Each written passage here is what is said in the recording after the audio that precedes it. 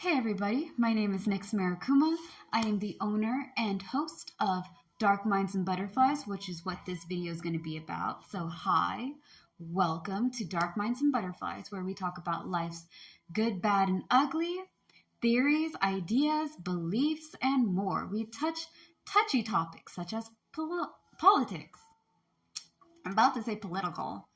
Though I'm not really a political person, we do talk about it on this TED Talk. We talk about beliefs and different things. We talk about individuality. We talk about not being haters. This is a talk for us to have deep conversations and to get into topics and have fun learning off of one another. Because everybody has different viewpoints and ideas, and I welcome it, right? Because again, the more diverse it is, the more we learn, the more we get to understand each other, and the more we get to embrace our uniqueness as, different people doing different things. Now, this video is mainly going to be about theocracy, but before we get into theocracy, I'm going to kind of tackle about why belief and ideas is such a touchy topic and why is it hard for some people to let it go or to open up to new ideas. All right? Be warned before we get any further, we are touching religion.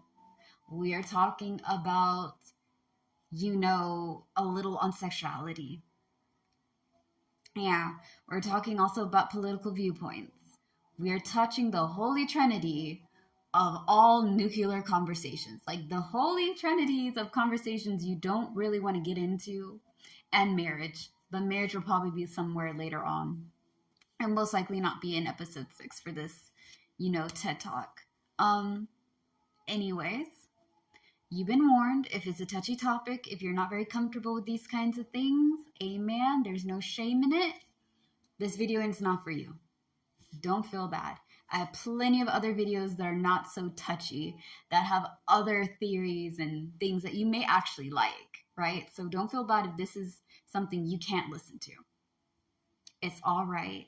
There is no shame. There's no judgment. We're just getting into like some tough stuff. Now, beliefs and ideas. Anybody can have an idea, all right? If you ever watch like V for Vendetta, and I think this is like a really good movie for a lot of people to watch because the world that we're living in right now, I hate to say it, I feel like we're going to get into it. I think we're going to go into a government that is fascist and communist and have like such a dictatorship over other people because the rich are getting richer. They make their rich friends more money, right? It's like, if you're not part of my inner circle, you're just not going to get the benefits that I'm giving out to the people who are, right? And the idea behind V for Vendetta is basically standing up as a unit. People who've been oppressed, mistreated, talked down to, being falsely accused, and there's no justice. There's more people who have that than people who don't, right? Think of us as ants and the people of power as grasshoppers. One ant can't stand up to all those grasshoppers, but when one ant does, it inspires other ants to do the same thing, right? A bug's life is where I'm getting this from. This is a perfect example of how ideas and beliefs can become a powerful thing. And the funny thing is that it doesn't come from like a physical stance. It comes from the inner. It comes from your mind. It comes from your heart. It comes from your spirit. You believe in this to the point where it can make or break things. It can change reality. Okay?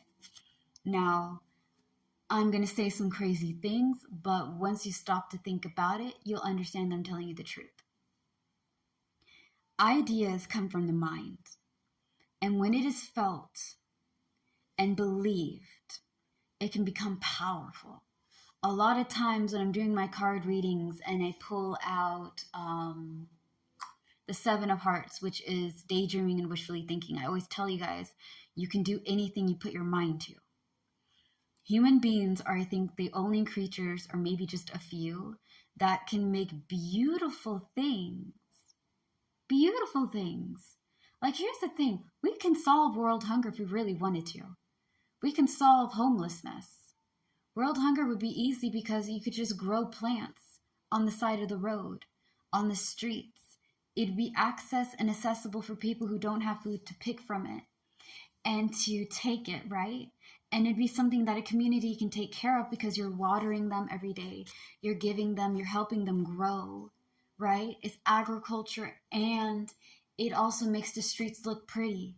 It gives out oxygen for free. Plants give us air, right?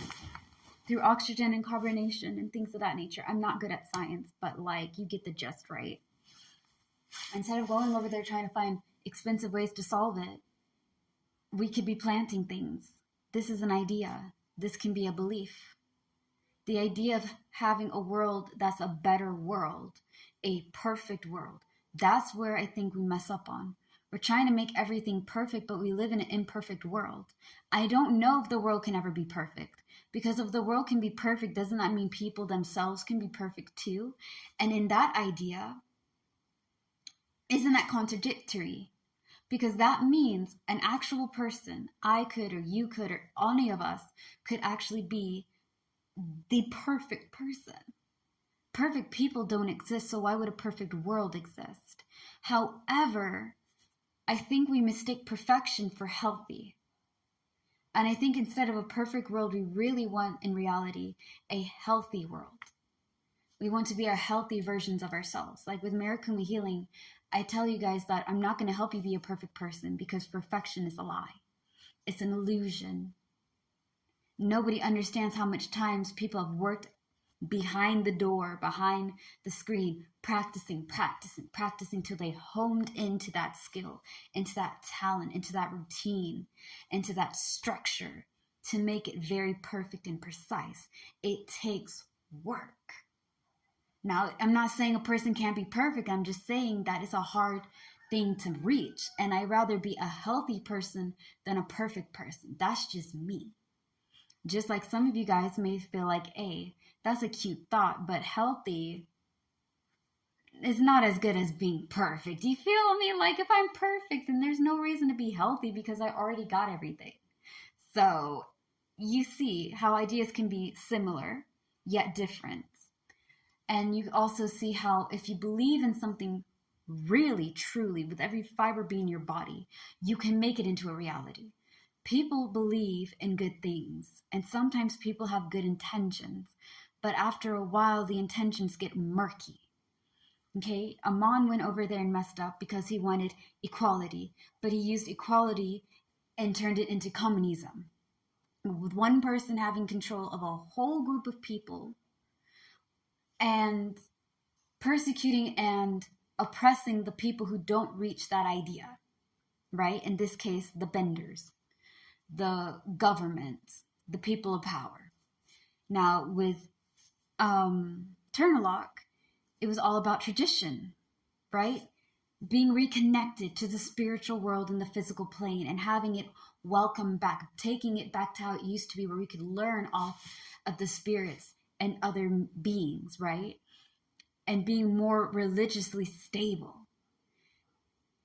In idea, it would be great that you could welcome and combine two different worlds together. There already is a thin line between the spirit and the physical plane, but like just to have it like wide open and combined it, okay. But you took it and you made it into theocracy, which means a religious leader is controlling a country or nation through the idea of religious texts and having the ability to talk to the higher power to tell them how the country is supposed to be run. They not only have religious power, they have political power, and both things should not be mixed.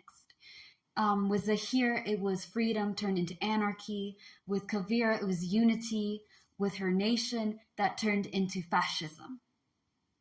They all had good ideas. They all took it too far. And what something that's supposed to be beautiful and sweet turned into something nasty and bitter, which we're going to get into when we talk about theocracy in the next one. But just wanted you guys to understand that having something that you believe in and hold dear is hard to let go. And though you shouldn't mix your beliefs with other things, some people do. And it's fine. There can be a balance between it, but it's a hard balance to keep, and it's something that takes practice and work. Anyways, follow and subscribe for more if you like what I